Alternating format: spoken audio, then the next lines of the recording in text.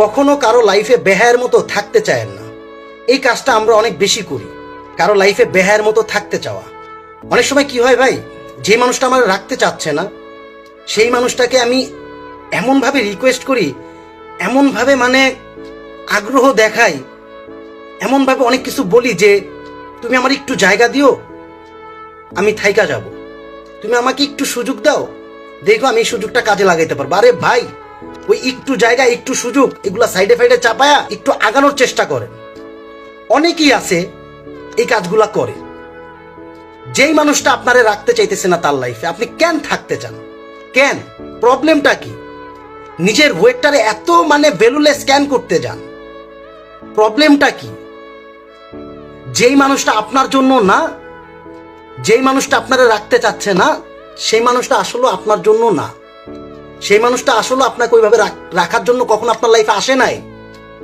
Simple একটা বিষয় simple ভাবে নিতে পারি না।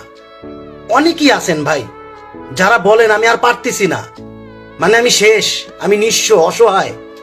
এইসব বালসাল কথাবার্তা ভাই সাইডে চাপান। নিজের লাইফটারে কিভাবে গুছাবেন ওইটা নিয়ে চিন্তা করেন। আজকে কালকে পরশু 3 দিন নিখোঁজ থাকেন, 4 দিনের মাথায় কেউ আপনার খোঁজ নিবে না। তো কিসের এত ভালোবাসা, কিসের এত আবেগ, কিসের এত ইমোশন? সব জানলা দিয়া পালায়া যাবো গা যদি এই কথাগুলো নিজের মধ্যে ধারণ করতে পারেন। অনেকেই আছে বেহায়ের মতো থাকতে চায়। আরে ভাই এত কি, মানে প্রবলেম কি? দিন শেষে যখন আপনি আপনার ফ্যামিলির মুখের দিকে তাকাবেন, দিন শেষে যখন আপনি আপনাকে নিয়ে ভাববেন, তখন সবকিছুই পসিবল। এটা উভয়ের জন্যই বললাম, ছেলে মেয়ে মানে ওই আলাদা আলাদা বলতেছি না, উভয়ের জন্যই বললাম। দিন শেষে সবকিছুই পসিবল। মানুষ চাইলে সবকিছু পারে, মানুষ চেষ্টা করে না বইলাই পারে না, মানুষ বুঝে না বইলাই বুঝার চেষ্টা করে না, মানুষ চিন্তা করে না বইলাই চিন্তা তার মাথায় আসে না। অনেকেই আছেন আমার একটু জায়গা দাও, আমি থাইকা যেতে চাই, আমার একটু বুঝার চেষ্টা করো প্লিজ। আই আল্লাহর কি আজব বালচাল কথাবার্তা, সব জানলা দিয়া পালায়া যায়, জানলা দিয়া পালায়া যাবো গা। যখন চিন্তা করবেন দিন শেষে ফ্যামিলির মুখে হাসি নাই, দিন শেষে আপনার পকেটে টাকা নাই, দিন শেষে আপনি শান্তি পাচ্ছেন না কোনো জায়গায় না, ফ্রেন্ড সার্কেলের মধ্যে ওই ধরনের সিচুয়েশন আপনি ক্রিয়েট করতে পারেন না। এত আবেগ, এত ইমোশন, এত ডিপ্রেশন, এইসব বালছাল বাদ দিয়ে দিতে হবে। নিজের ওইভাবে প্রেজেন্ট করেন, নিজের ওইভাবে তৈরি করেন, সবকিছুই পসিবল। আপনি চাইলে, আপনি চান না বলেই পারেন না। ওই দিন শেষে যে গেছে গেছে, আরে হালার, তার আবার তার লাইফে আপনি জায়গা রাখতে চান, এই করতে চান, এন তেন। ওই জায়গায় জায়গা না রেখা ভালো ভালো জায়গা আছে, অরিজিনাল জায়গা রাখেন, বাড়িঘর বানান, ভালো ভালো মায়া পাবেন, ভালো ভালো বিষয় ক্রিয়েট করতে পারবেন নিজের মধ্যে। এত সুন্দর একটা সিচুয়েশন মানে নিজে তৈরি করতে পারবেন, একটা সময় আপনি নিজেই বুঝবেন যে হ্যাঁ এখন আমি সাকসেস। তো এইসব বেহায়ামার্কা কথাবার্তা বাদ দিয়া নিজের লাইফটারে গুছানোর চেষ্টা করেন।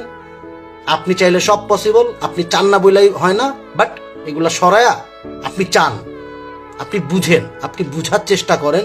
দিন শেষে আপনি ফ্যামিলির কন্ট্রিবিউশনের পার্ট হন, যেখানে আপনার ফ্যামিলি আপনারে নিয়ে কিছু বলতে পারে, বলার মতো মুখ রাখতে পারে।